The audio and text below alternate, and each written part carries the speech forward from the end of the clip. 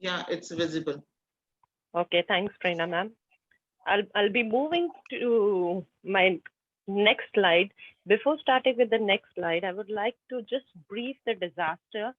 As everybody knows, the biggest disaster we are facing today is a COVID-19 pandemic. Now, this video will be briefing you what is it all about and what are we going to discuss in this. So kindly watch carefully. I'll be moving to my next slide.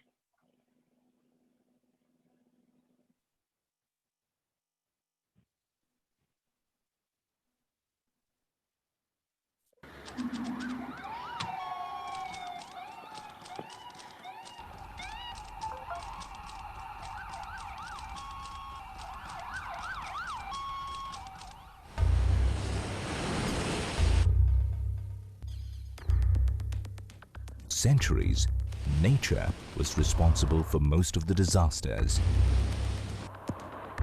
From storms, to earthquakes, to floods, to volcanic eruptions, nature spread her fury, wiping out land and life form from the face of the earth. With the advent of technology, disasters took on a new meaning. From air crashes to nuclear fallouts to wars, man-made disasters have become more common than those of nature.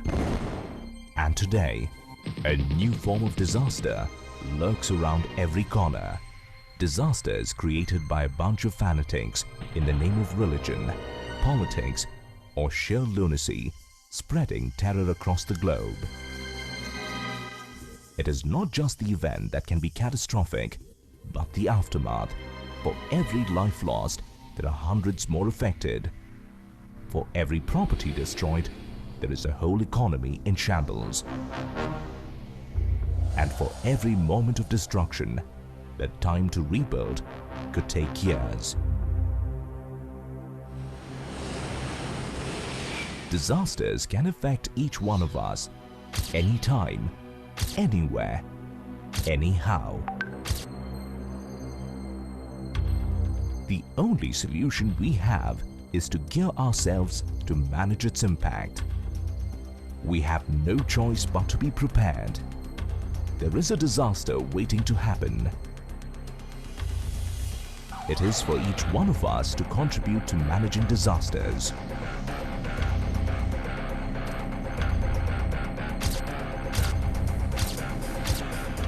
We have within us the strength to face the challenges. What we need is a will. Today, as we sit here watching these images, let us pledge to use the powers bestowed on us to come together to protect lives. Lives that are precious. Lives that could be of our dear ones. Lives that could be ours.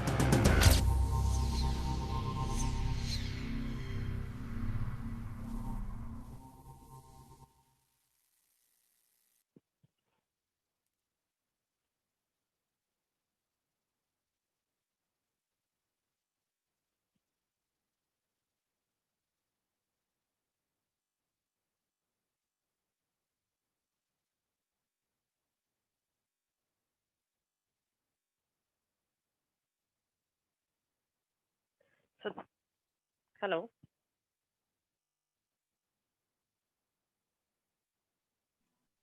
Yeah, Deepika, you are Yeah, audible. can you? Yeah, Yeah, just let me know, Prerna ma'am, if it's audible in between. yeah, So it is we audible. have, thank you. So we have watched that video, and that video has beautifully shown kinds of disaster all over the world. So now basically we know about what is the disaster after watching this video. Now over this presentation, we are going to discuss the kinds of disasters, what all the disaster management we have to do, and especially being a nurse, what important roles we play in disaster management. So starting with the introduction, so in the past few decades, there have been many natural and man-made disasters in India and worldwide. As I already said, recently COVID-19 pandemic is the most common natural disaster the world is facing, which has led to so many deaths and health-related issues. This disaster has brought the need for emergency preparedness globally. Apart from all these disasters, flood, earthquake, terrorist attacks, cyclone, fire, airport accidents, etc., many other kinds of disaster has created a concern across the world. Now, moving to the next slide, WHO has defined disaster as any occurrence that causes damage, ecological disruptions, loss of human life, and deterioration of health and health services on a scale sufficient to warrant an extraordinary response from outside the affected community or area. So, very clearly, it is explained any damages to human life or any kind of deterioration in health services, any kind of ecological disruption is disaster. American Red Cross has explained it again any occurrence, either natural or man made, that causes human suffering and creates human needs that victims cannot alleviate without assistance. So, definitely, a victim needs assistance to come out of this disaster. Now, disaster mnemonics by itself, it's explained. D stands for destruction, I for incidents, S sufferings, A administration and financial aids, where definitely people need some kind of administration assistance and financial help. Sentiments, S for T for tragedies, E eruption of communicable disease, which usually occurs after once the disaster finishes. R is for research program and its implementation. These are the disaster prone areas in India. Well, I'll be focusing more in India. So there's a like orange, the orange ones which shows the drought prone areas where lack of rain leads to drought, cyclone prone areas, hot deserts, cold deserts, floods, and earthquakes, which is most recently the floods occurred in India, some parts of Indian states like Assam and Kerala, and still in some parts of Maharashtra as well. So disasters are basically classified in two. One is natural disasters, and the second one is man-made disasters. So by name itself, we can make out what is natural disasters. So this is further divided into meteorological, typological, telluric, and teutonic disaster, biological disaster. Meteorological disaster is any kind of storms like cyclones, hailstorms, hurricane, tornadoes, cold spells, heat waves, droughts. Then typological disaster, avalanches, landslides, and floods. Telluric is earthquakes, tsunamis, volcanic eruptions. Biological disaster, insect swarms like locusts, which recently happened in India, Pakistan, USA, and few some more other countries, South Africa, and all. They have seen the locust and epidemics or pandemics of communicable disease. These are all natural disasters.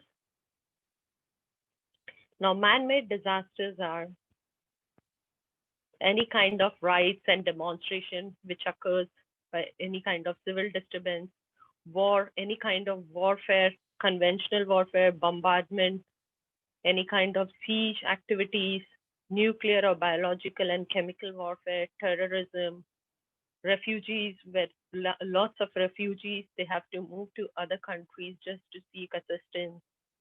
That's also a kind of disaster. Accidents, transportation calamities, any kind of land, air, and sea accidents, collapse of building, dams, or other structure mini disasters. These are all, there are many kinds of disaster which is not enlisted here, but these are the most common disasters which is faced worldwide.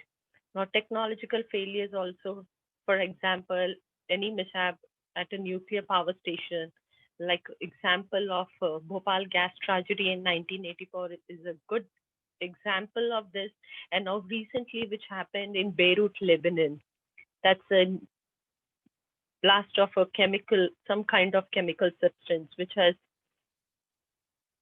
disrupted the large amount of living in the Beirut city, Lebanon country. Now, what all are the major disaster effects happen?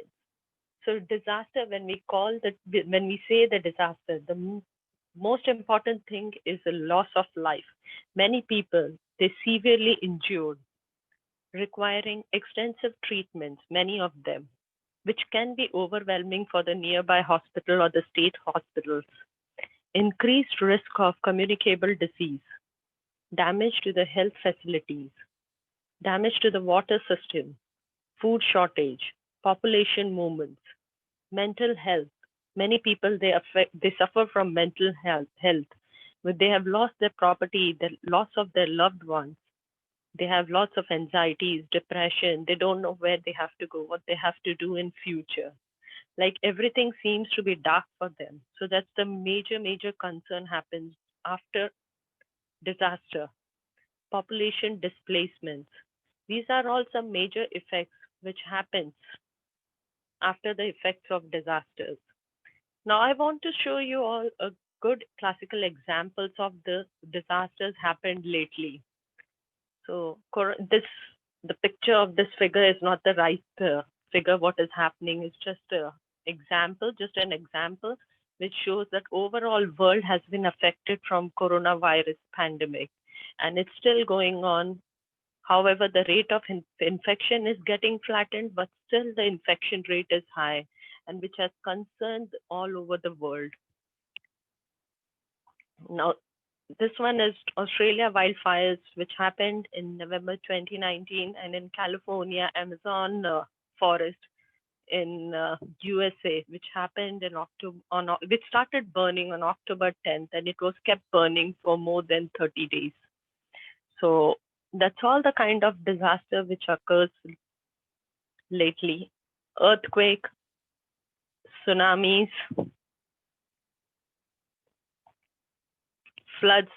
This is the drone view of Kerala, Assam lately, which happened now in 2020. Floods in all these states. Airport crash landing in August 2020 in one of the Kerala airport, where this aircraft has broken into two pieces. Tsunami in Indonesia, which has caused coastal life at risk. The people living nearby coastal areas, they have lost their homes. Locust,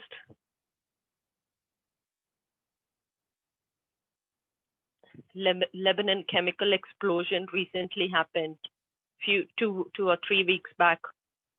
Then Syria civil war, which is ongoing for many years and still kept going on, and which has led to lots of refugees moving to the other countries, seeking help for their life.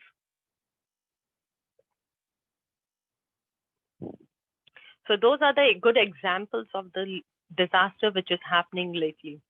Now I would like to discuss with you all phases of disaster. So there are good 5 phases of disaster. Now, by the name itself of the phases, we can clearly make out what it means. So pre-disaster, when the disaster is going to occur, when you get an alert, okay, this place is going to affect from flood, going to affect from cyclone, tsunami, any kind of disaster, the whole state has to be prepared. They have to shift the living from the place which is going to affect to the other place. So that's the pre-disaster management, where the government authorities has to be they are involved, and they try to make they know the disaster has to come. You cannot like move that like cyclone or tsunamis or any kind of disaster. But yeah, you can prepare the area where it's going to affect. So that's the pre-disaster phase. Second is impact phase. Impact phase, when for some reason you're not prepared well, the impact is going to be grave in that particular place where the disaster is going to happen. If it's a natural disaster, you can prepare, you can see, okay, if this place is going to affected by floods, then you can prepare the people living there, you can move them, you definitely cannot move the properties, but you can save more and more people's life. But if it's a man-made disaster which suddenly happens, which cannot be expected, like suppose example bomb explosion or any kind of chemical explosion and all, when the team is not, when the people are not prepared, the impact is going to be very, very severe. Now, once the disaster occurs, post-impact phase. So post-impact phase, where the disaster has come finished, but the impact in living condition, in people's health, property, all these things has taken, all is these things has involved. Now, what all you can do it, like health services needs an immediate attention. People have to be moved to the health facilities. So that's all happens in past impact phase. You have to see how the people, what all kind of injuries had occurred and what all medical assistance they can get it. So these all has to be prioritized and planned beforehand. Now, rehabilitation is you have to bring those people back to the normal life. That is the most important thing. People have lost their loved ones, which you cannot bring them, but you can bring them back to the normal life, like where they can restart again all over. So rehabilitation plays an important role in the disaster as well.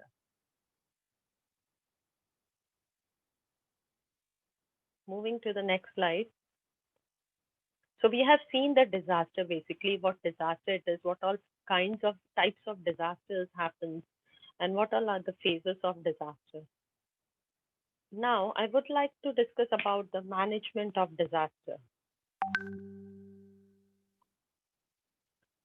So there are basically few objectives what has to be placed when you're managing disaster.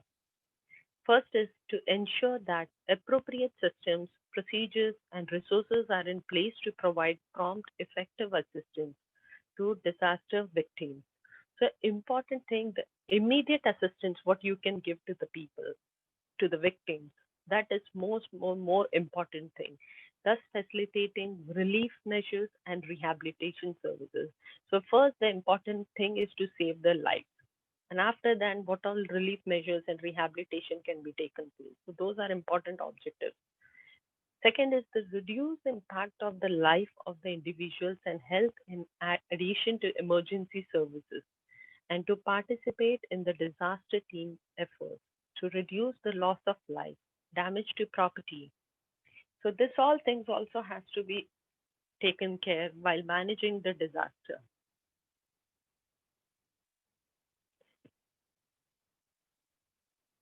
So this one is the disaster management flow chart, which clearly shows how the disaster has to be managed. So it is basically goes in 4 different stages. So preparedness, second is response and relief, where you will try to minimize risk management and reduction of any kind of injuries. Recovery and rehabilitation is the third phase. Prevention and mitigation is very, very important. Now, when you see response and relief, it is going into 3 different phases: identification and assessment, risk reduction, and risk transfer is so much important. Now, in mitigations, structural and non-structural. So mitigation, where you can see what all changes you can make it in disaster, or if it is changeable, not changeable, avoidable, non-avoidable, all these things are important.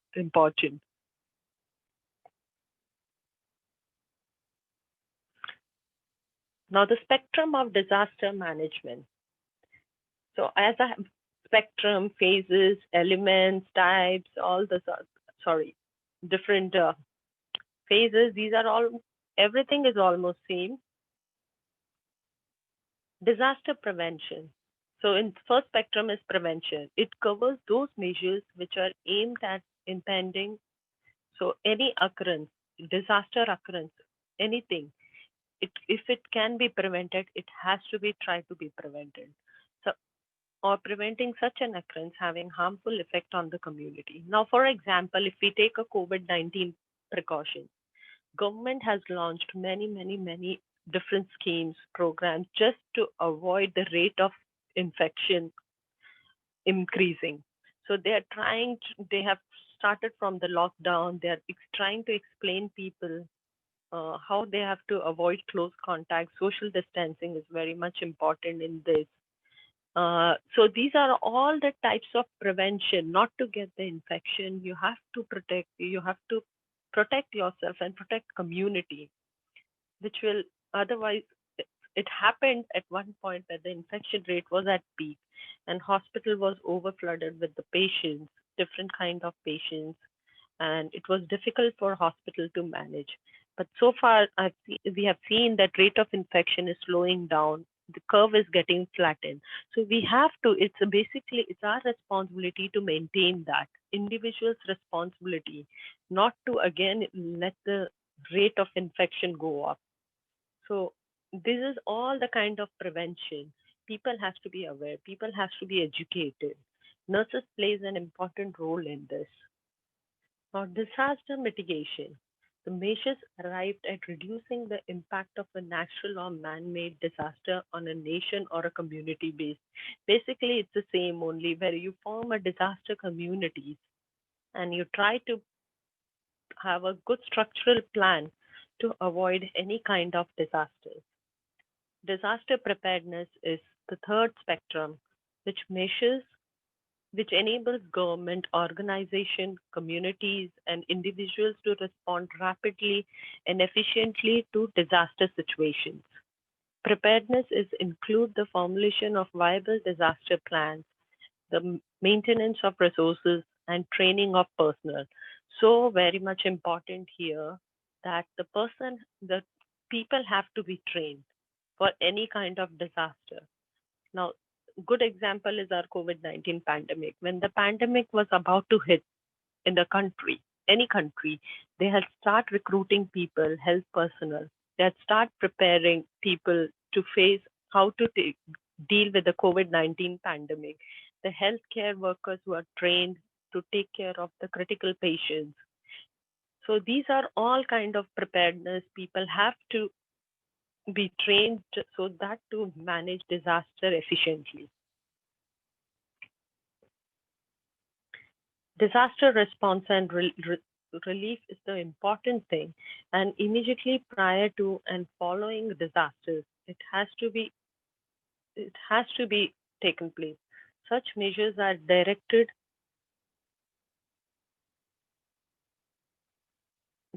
and helps to deal with disasters. Then the last one is disaster recovery. As I said, rehabilitation plays an important role in disaster recovery. And the recovery is the process by which communities and the nations are assisted in returning to their normal level of functioning following a disaster. So these are spectrums of disaster management.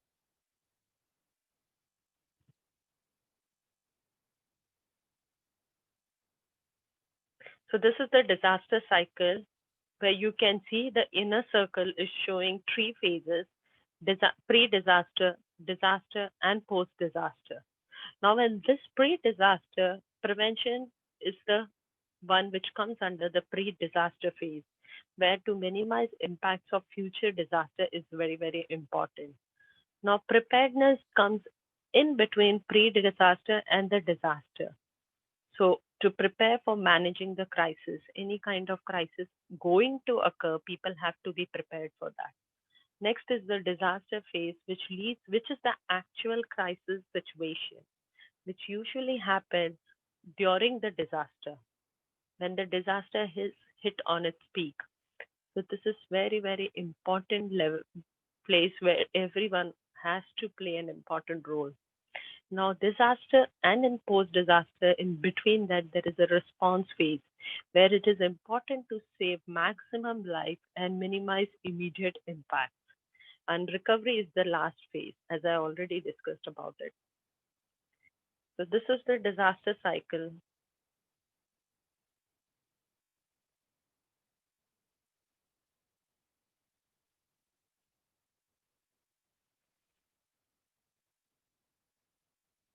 Now, management of disaster in any country, everywhere, especially in India, it's basically divided into three phases.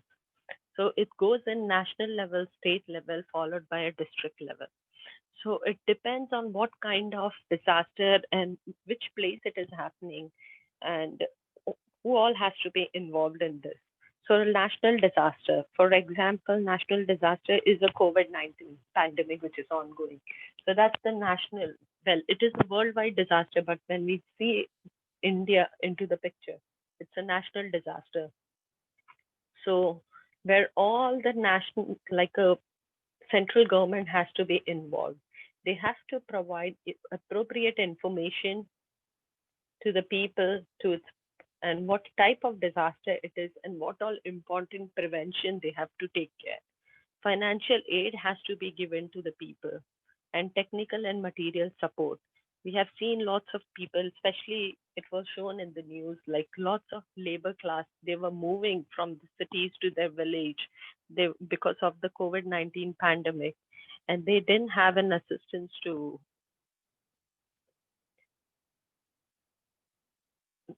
basically no transport assistance, and they had to go on their footsteps. So that's very important that government has to organize things for all these kind of assistance when the pandemic is hit. And next is the state level. State level is depends on what kind of again what kind of disaster it is. The policies, organization structures, and functions of the central government is basically again implemented in the state level. So usually the disaster plans are almost same in the national and state level. It just depends on the number of the people, number of the casualties, and the area which is hit by the disaster. It all depends according to it. So the primary responsibility of state government is for relief operation preparedness and rehabilitation. Each state has a assist management group headed by the chief secretary, and the state is divided into various districts. The district have district relief communities and relief measures. So state, like particular state, they have to do for their particular state. I mean, they have to provide the relief measures and they have to help them for rehabilitation. And then it goes to the district level, followed by the regional level. So basically, the management is all same. It depends on which level the management has to go. Now, this is the chart, organization chart of disaster management in India, which is very clearly showing the headed by the first is the national level, followed by state level, and then district level. So when it is national level, all the cabinet ministers, head of the departments of all, and the national disaster management authorities, all these authorities has to be involved. Same description is in state level, and then in district level as well it is given, which you can review later on.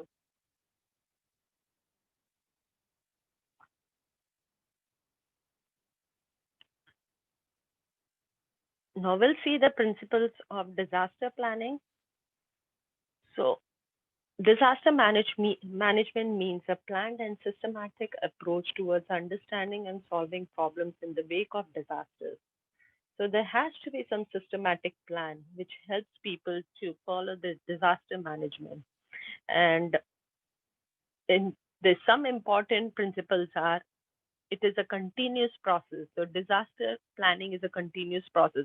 It doesn't mean that one disaster happened, you have planned, you have completed, and it's finished. No, it has to be updated. Whatever is learned from the previous disaster, whatever lacking it is, it has to be implemented in the next disaster plan. It should reduce the unknown in a problematic situation by foreseeing what is likely to happen. So you have to anticipate what is next going to happen, and the plan has to be in place. Plan must evoke appropriate response. Plan must be based on valid knowledge.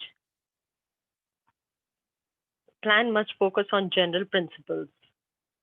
Then should serve as an educational activity as well. It is not like any disaster finished and you have closed the chapter and finished. No, it has to be implemented. It has to be taught to the new group, and they have to keep adding a new plans or new ideas in the disaster management plan, and how they can make the better outcome out of this. It has to be done. Then plan must be tested. But just planning to people and other than expecting people to change their behavior in order to confirm with the planning. Now, the greater the preparedness, more effective is the relief operation. So if you have a good plan in your hand, it's easy to implement and it will obviously give a better outcome. So no two disasters are same, not alike. So for every disaster, different management has to be, different plan has to be there. But the outcome of every disaster is same most of the time. There's a loss of life, there's loss of health, lots of health issues arises, communicable disease, lots of properties. All these are the basically same outcome of every disaster. So the rehabilitation plan for every disaster is basically same, but the management is almost always different. Plans must be clearly written. Then plans at each level should harmonize with these levels above. So that's the same thing what I have explained to you right now, that it has to be there. Now, basically we are from health, we are healthcare workers, we are from hospital, we work in hospital most of the time, hospital or in communities, which is related to the healthcare.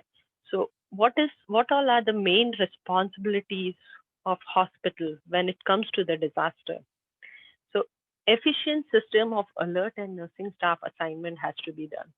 It's everyone has to give in their clear roles and responsibilities. Each nurse has to have their own set of responsibilities, and they have to play their responsibility under the scope of practice, and ethical ethics has to be implemented.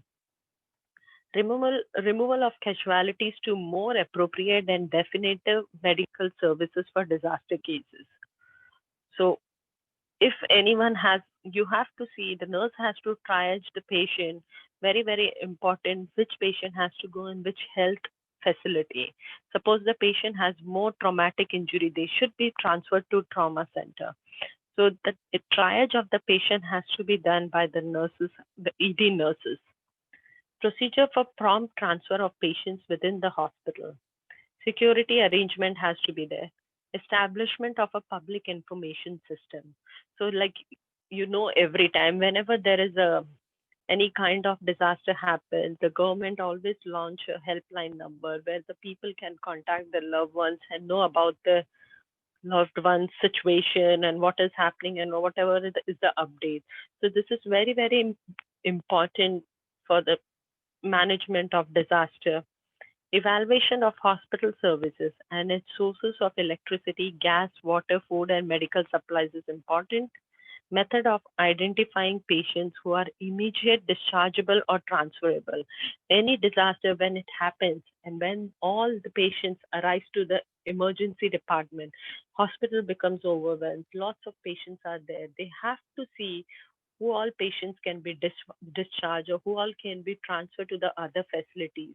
So it will be helpful for the hospital to accommodate immediate victims of disaster.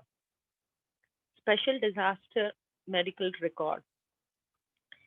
And then planning use of operation theater, x-rays, blood banks, and laboratories. These are the major facilities which needs to be prepared when any disaster arises.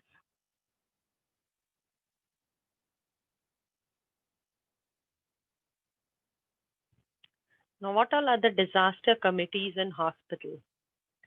So it's, as I said, any disaster, when it occurs, it starts right from the A&E department, Accident and Emergency Services. So they should be prepared very well for any kind of disasters, and they have to deploy the staff. They have to have a proper fan out list, we call, which is showing if any kind of disaster, where they can, from how they can get the maximum number of staffs to assist the disaster victims.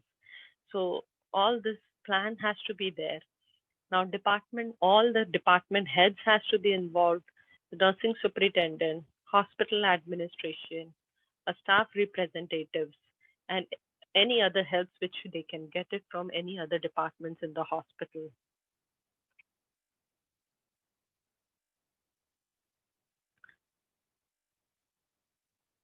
So functions of the committee is basically same like any other committees. So they have to develop the hospital disaster plan, to develop departmental plans in support of hospital plan, to allocate duties to the hospital staff, to establish standards of emergency care, to conduct and supervise training programs. These are the main important functions of the committees. For nurses also, it is so much important to have an ongoing in-service education on all this disaster management. Sometimes the small they say disaster is not so important, they say, but then when it occurs, then people realize the need of it. So it has to be always in the plan, and the staff has to be, all the nursing staff has to be trained for any kind of disaster if it occurs. Nowadays, most of the hospital, there is a special induction when you join, and in that induction, they teach about the disaster and disaster management, and especially if any kind of fire and safety is a important kind of disaster management inside an hospital if it occurs. So they teach every staff what all they have to do. That's very good in all the hospitals which they have. So to supervise drills to test the hospital plan. So they should conduct a drill and see how it goes on. Drill is very, very important, which gives an idea to everybody what kind of disaster usually occurs and how they have to manage. To renew and revise the disaster plan at regular intervals, it's the most important thing. Now, well, being a nurse, what all responsibilities and roles we carry? That's most important thing in disaster. So when it comes to the disaster, we play a pivotal role in disaster management. So critical care role is A&E department, operation department, laboratory, radiology and imaging, and all the critical care units. Other than that, also all other departments has to be ready to take all these disaster victims if it is required. Then supportive departments are linen and laundry, CSSDs, catering department, housekeeping, medical records, porter staff, engineering department, medical social work, transport, security and staff control, communication, media control, and MOG has to be ready, prepare any kind of assistance if required from them. Now, principles of disaster nursing. So when it comes to a nurse, the important thing when we see in nursing is the rapid assessment of the situation and nursing care required to the victims. So you have to see what kind of disaster it happened, what kind of assistance victims they required. Suppose if any burns or any kind of blast happened where lots of people have been burnt injuries, then the burn department has to be prepared. Like depends on what kind of disaster has occurred. Then triage and initiation of life-saving measures first. So triage has to be done in emergency department. Triage basically is where you have seen which victim needs an assistant immediately and who is in less priority, who can be treated in other places like in public health centers or any kind of small health centers. So you have to triage the patients according to the need. The selected use of essential nursing interventions and elimination of non-essential nursing activities. So this again is the nurse's role, what we have to do. Adaptation of necessary nursing skills to disaster and other emergencies. So any kind of competencies which is needed for any particular kind of disaster, then the nursing staff has to be trained. For example, the good example of COVID-19 pandemic, where the most of the patients, they were needing mechanical ventilation support, or any kind of ventilation. So most of the hospitals, they train their staff to handle mechanical ventilation and how to take care of these patients effectively. So these are the special competencies and skills which has to be taught or trained to the staff during the any kind of disaster when it occurs. Evaluation of the environment and the mitigation of removal of any health hazards has to be done. Prevention of further injury or illness. Leadership in coordinating patient triage, care, and transport during times of crisis.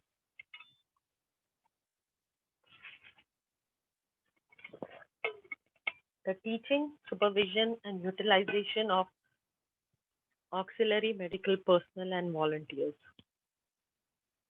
Provision of understanding, compassion, and emotional support to all victims.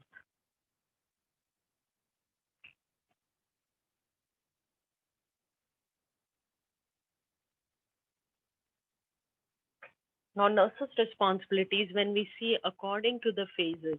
So, prevention and mitigation is the first, where the nurse should know and understand disaster management plan. Nurse should update the disaster plan. Now, it's basically the same thing what we have discussed. Now, it's all together put up, and then it's basically for the nurses what you have to do it. So, all the educational material relevant to disaster specific to the area has to be prepared. Organize the disaster drills. Community health nurse must keep up-to-date record of vulnerable population within the community. Nurse should understand what are the available community resources and how the community will work together when disaster strikes. Then any kind of man-made disaster, particularly which is preventable by enforcement of good building codes or by proper land and water management, specifically for floods, that it should be prepared, it should be prevented when if it can be. The disaster which are not preventable, their impact can be mitigated by public education to the people. Public communication system, and now people can obtain information in the event of any actual disaster through radio or television. Early warning system alerts and public about immediate dangers and help to reduce the impact. For example, cyclone and heavy rain, if it's going to occur, people, they have to be warned and they have to be moved from the immediate danger. Lessening the unsafe condition immediately after the impact prevents further casualties like contamination of food and water, unstable building, all these things, they have to be warned about it. Now, rescue and emergency medical care. So what nurse has to do is nurse has to locate the trapped victims if it is possible, if she's around the facility. You have to have a disaster service personnel, EMS personnel, which can be called for immediate triaging and sorting. The goal of triage is to maximize the number of survivors by sorting the treatable from the untreatable victims.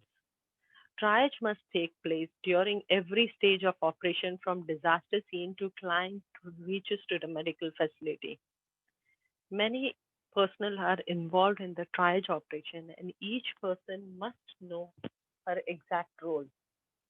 Nurses and other emergency personnel are used as triage officers and physicians are administering emergency care. So as a nurse, you have an important role where you have to do the triaging very carefully. You should know what kind of injury it is and how you're going to triage the patient. Nurse working as a, there are, sorry, just wanted to tell you, in every hospital, there are triage nurses. Basically, they are well trained and they know what kind of disaster, what kind of injuries it is, and how they are going to how they are going to triage the patient. Nurse working as a member of assessment team need to give feedback, accurate information to relief manager. So all the accurate, when you finish your duty or any kind of work when you're assigned to particularly, you have to give the assessment and feedback. So what all feedback for this type of disaster is like how many people, population at risk, presence of concurrent hazards, how many injuries and death occurred, availability of shelters or not, current level of sanitation, status of infrastructure, If you are working with a disaster team, you must be knowing all these things. Then you have to gather into how you're going to gather all these information. So basically, when you do the interview, observation, individual physical examination, surveys, records, shelter management, dealing with the stress are another things which is very, very important. Recovery phase, again, the recovery phase is the same like rehabilitation. So main objective is in this stage to involve all the agencies and resources from where you can get the help. So you have to see what all other government and non-governmental organizations are there who can really give a helping hand to victims to come up in their life and to restore their life. That's most important. This continuous threat of communicable disease due to inadequate water supply and crowded living conditions. Nurse must remain vigilant in teaching proper hygiene and making sure immunization records up to date, especially after post-flood. There is a threat of cholera and other kind leptospirosis and other kind of communicable diseases which occurs. So we have to be prepared for that, and how you're going to manage that. It is community nurses responsibility. Acute and chronic illness can become worse by prolonged effect of disaster. Referral services for mental health is very much important as long as it is needed. Nurses need to be alert for environmental health hazards during recovery phase of disaster.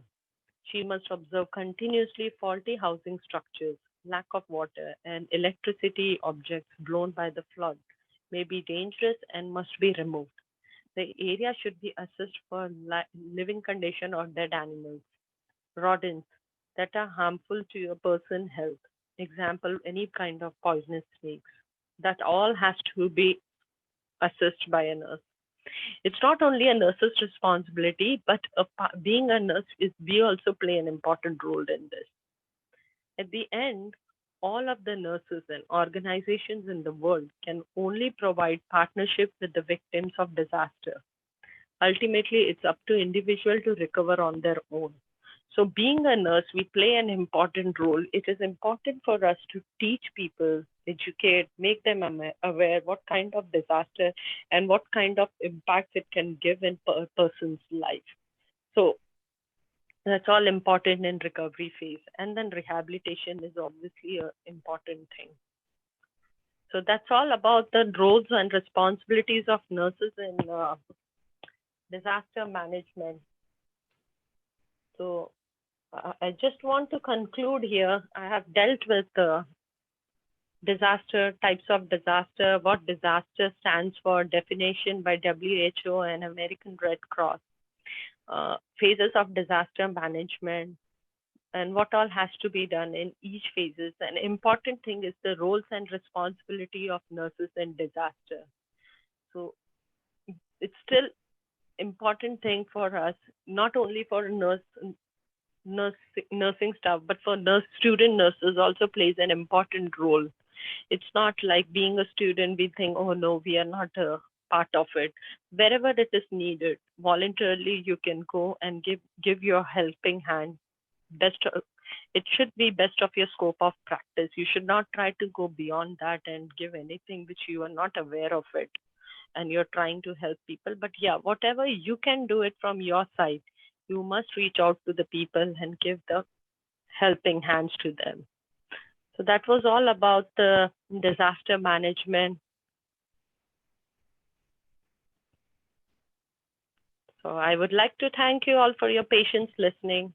Hope I was audible to everyone and it was clear to everyone. Thank you. Thank you and congratulations, Deepika, for this wonderful session.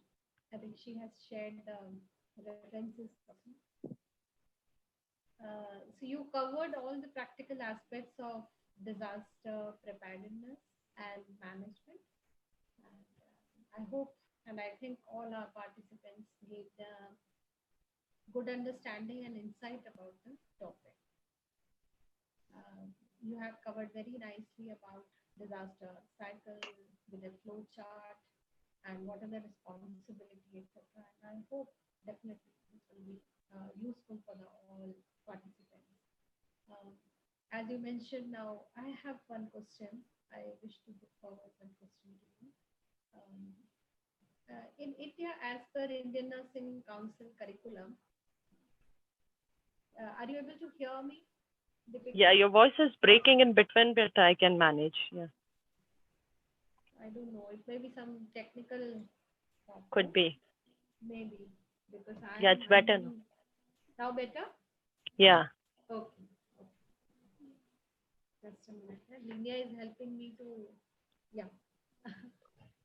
So, as per Indian Nursing Council syllabus, we have in third year, BSc Nursing third year, around 10 hours for disaster management. And as per my understanding, more emphasis is given on theoretical aspects, whereas practical aspects are ignored. So, what is the scenario in Ireland? What is the preparedness of nursing students to deal with a disaster? Yeah, so here they have as well same theory, like 7 to 8 hours they do theory disaster management. But one thing I had seen this time when the pandemic was hit, the final third year and fourth year students were deployed in the hospital, and they were asked to be a part of the healthcare to best they could whatever best they could do it. And final year students, as they are competent to give the healthcare to the patient, they were involved in the pandemic, and they basically worked as a nursing staff, and they were paid by the government for that. So that was a kind of motivation for the students. And it was a good opportunity, learning opportunity for them. And it was not only in one place they were deployed, like only in corona was not like that. They were deployed in all the places, right, starting from ED department to the COVID department and post-COVID wards and isolation wards, all these places. So they got really good exposure to learn what kind of how they have to deal with the pandemic. So that was exposure given to them in a practical point of view. Okay, thank you. Even in India, also some of the states they have asked students to join, and purely it was dependent upon parents' decision. So Yeah. even few of the parents they ignored, and even remuneration are also given to students for that. So thank you. There might be some more questions. So I request Prerna madam to put forward the same and propose the vote of thanks. Thank you, ma'am. The participant wish to ask some question. Here they are. The first question is, what role can a nurse play in reducing the risk of disaster? What role can a nurse play in reducing the risk of disaster? Yeah, so that's a good question. So reducing a disaster impact, as I have already explained, disaster preparedness, that's the most important phase, where you have to, being a nurse, you have to educate the people what kind of disaster it's going to hit and how you have to prevent yourself. Awareness is the most important, education and awareness. And you have to explain the people what kind of disaster management plan you have particularly for them if any kind of disaster occurs. It's just basically kind of reassurance for them that they should be knowing that they are safe from this disaster and what kind of disaster it is. Okay, thank you. Next question is, what measures are being taken by nurses to check the spread of coronavirus in Ireland? Oh yeah, so that's a good question. So here the spread of spread of coronavirus in Ireland, nurses were asked to give a health, like we had a proper website. Obviously, you cannot go face to face to the people and explain them what kind of communicable disease it is. So education was given to the people through the websites and through the leaflets which was given to the people. Now, important thing by the nurses were all involved in the contact tracing team.